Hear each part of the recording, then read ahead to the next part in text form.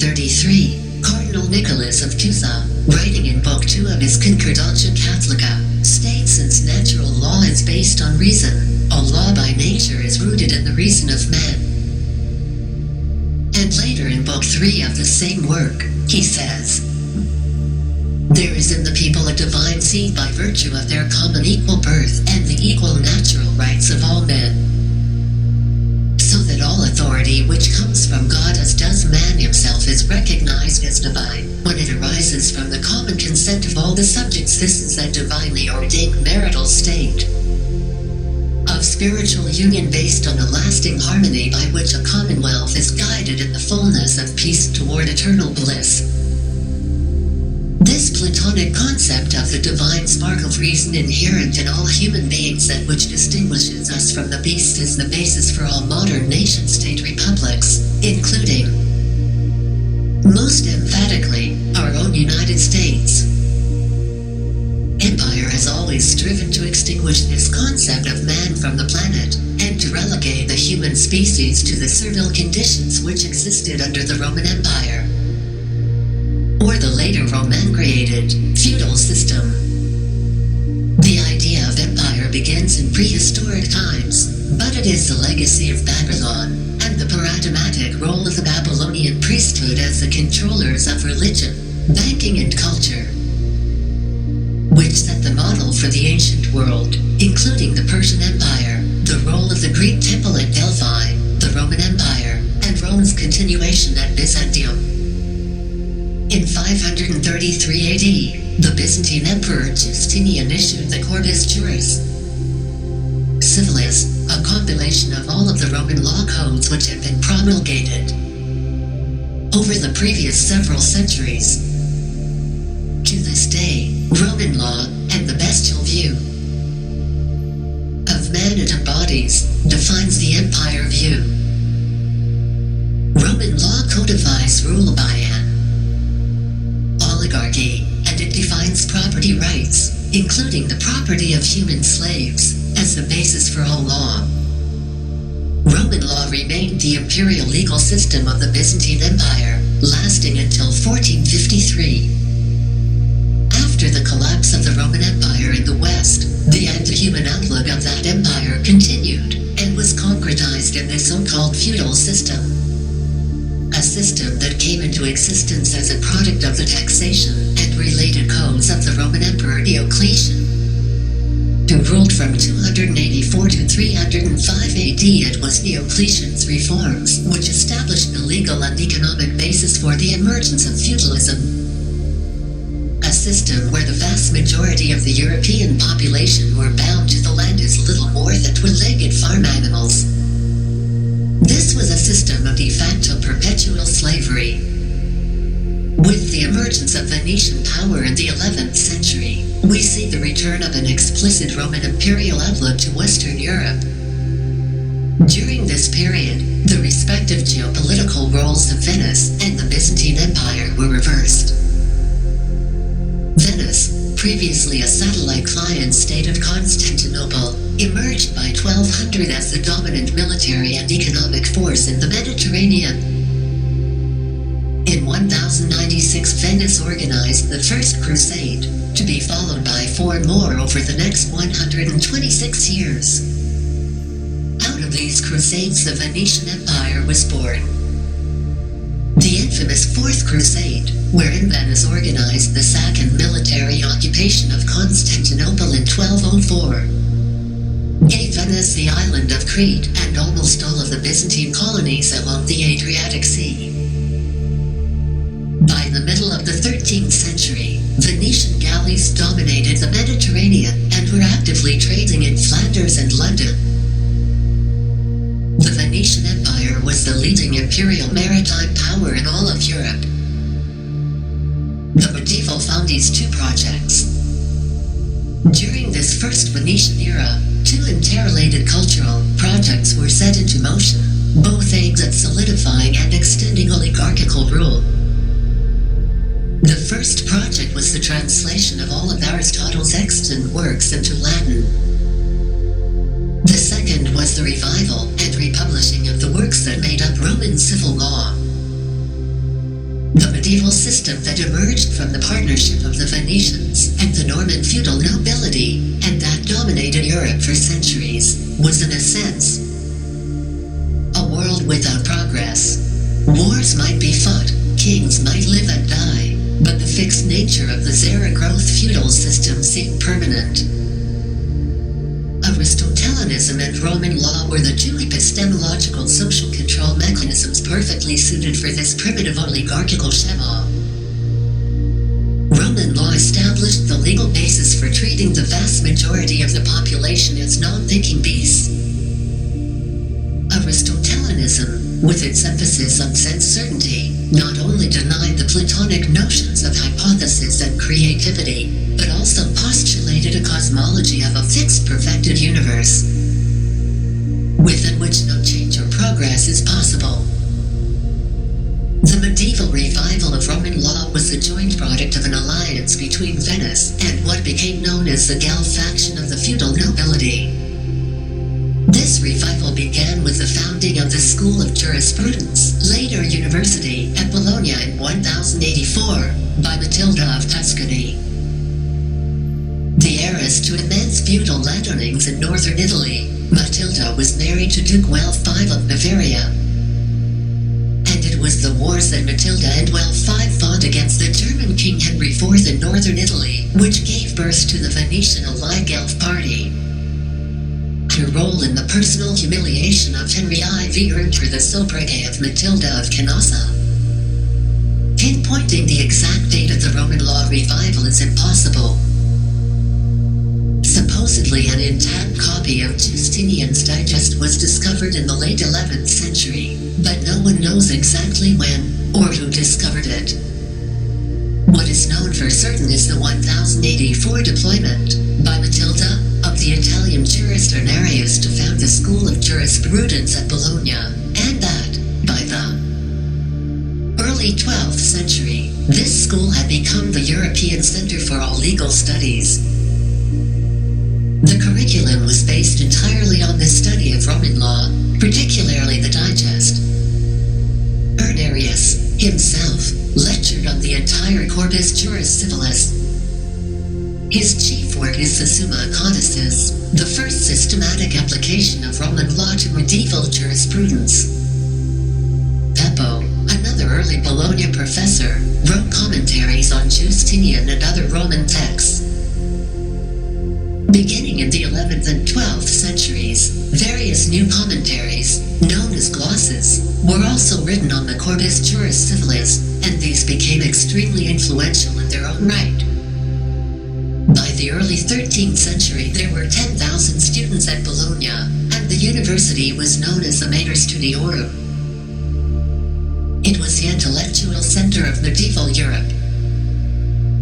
Graduates of the university founded many other schools, including Vicenza, 1204, Arezzo, 1215, and Padua, 1222, and at all of these schools, the curriculum mimicked that of Bologna.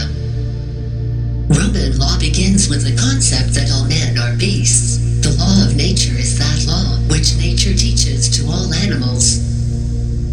For this law does not belong exclusively to the human race, but belongs to all animals, whether of the earth, the air, or the water. The institutes of persons. Under Roman law, there is no distinction made between humans and beasts. Man is born into nature like any other animal, and subject to the same rules. The institutes say that, by the law of nature all men are originally born free, but this freedom is not the freedom of creatures made in God's image.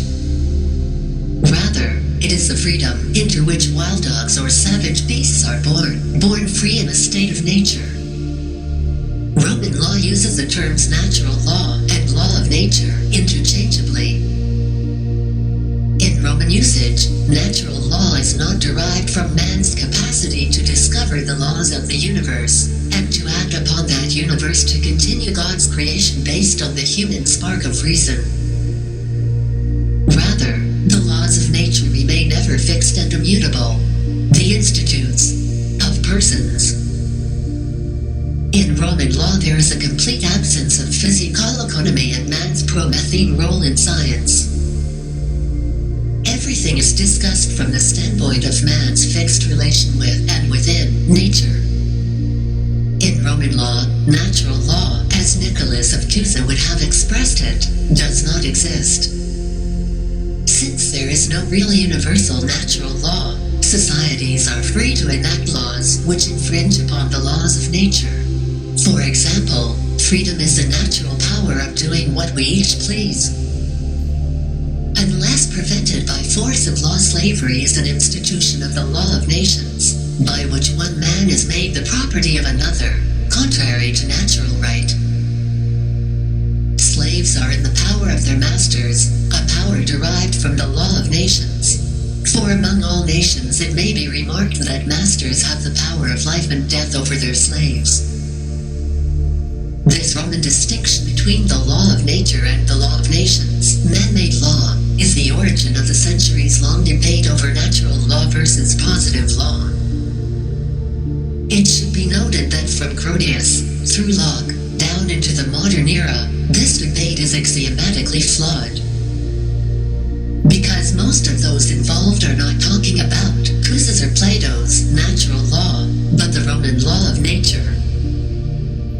The heart and soul of Roman law is the Corpus Juris Civilis, written at the direction of the Emperor Justinian and issued in 533 AD. There were originally 3 parts to the corpus, with a 4th added later.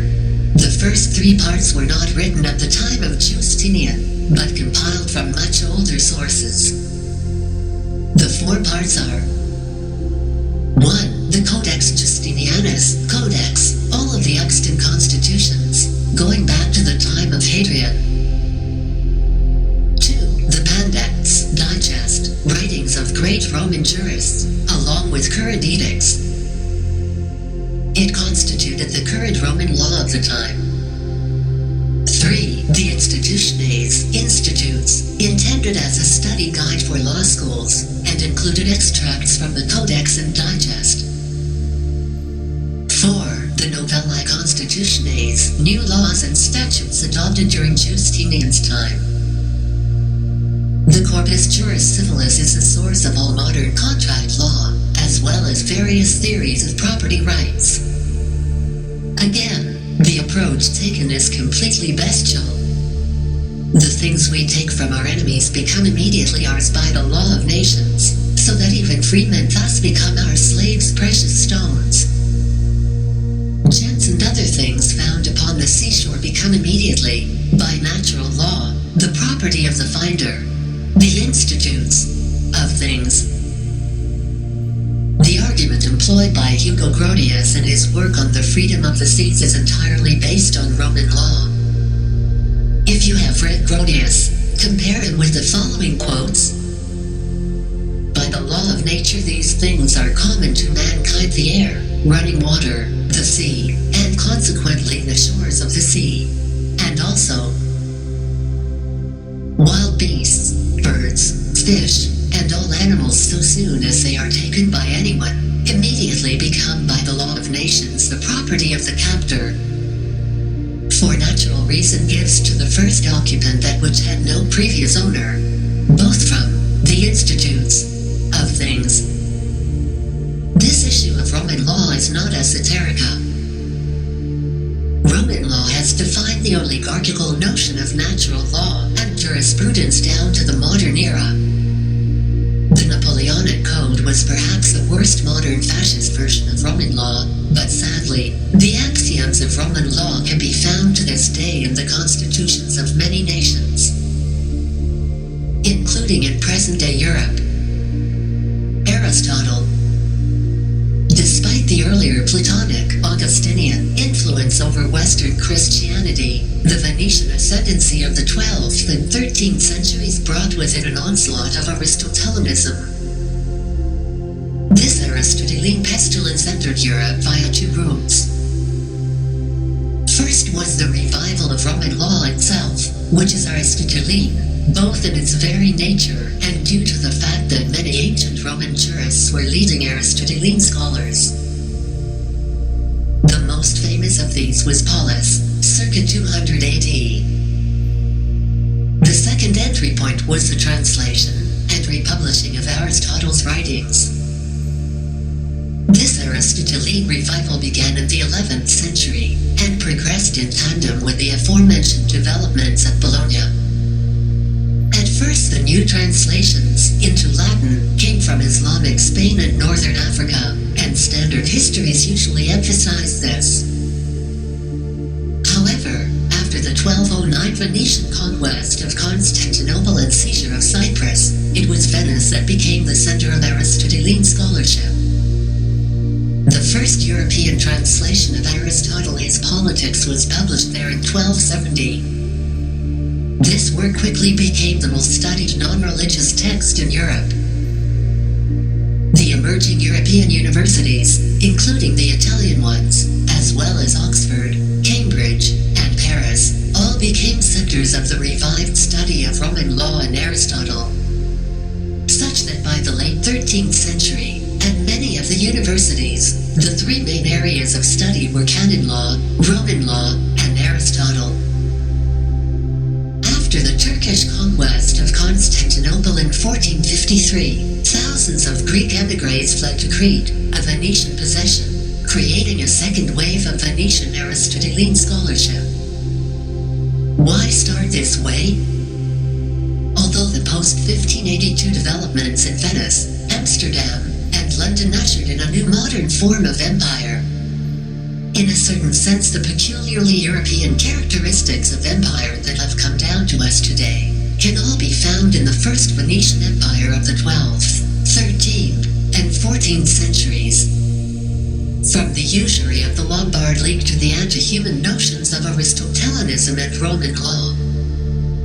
Throughout the ensuing centuries, wherever you find Aristotle and Roman law, you are certain to find the Venetian pestilence, and vice versa.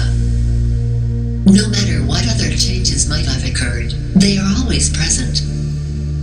Always. No virus, no plague of any kind, has tortured the human species throughout its history, as have these dead ideas from the past. Nominalists misunderstand everything about history. Thus, historians without a clue will conclude that the Lombard League of Cities was deployed against the expansion of the German Empire. Some will even talk about the Empire of Charlemagne. Such analysis is really just drivel. Empires are not empires because of their geographical boundaries, nor because they have hereditary monarchies, nor because they have colonies. Empires are empires because of their nature, one where humans are treated like cattle, to be used and culled by an oligarchy. As I said, most historians are badly confused. How else could they possibly refer to Venice as a republic? In historical research, as in tracking a dangerous animal, one looks for the spoor. Roman law and Aristotelianism are the empire's spoor.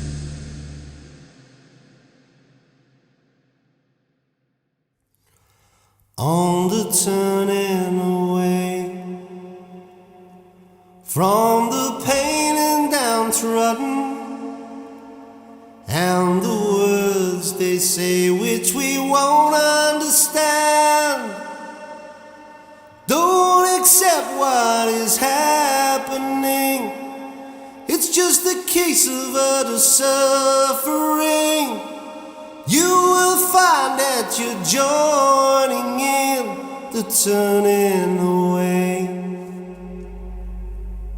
It's a sin, and somehow light is changing to shadow, and it's casting its shroud over all we've known. Unaware how the ranks have grown, driven on by a heart of stone. We could find out we're all alone in the dream of the proud. On the wings of the night, as the daytime is slurring, where the speeches unite in its silent accord, using words that we'll find as strange, and memorized by the light, the flame. Feel the new winds of change on the wings of the night.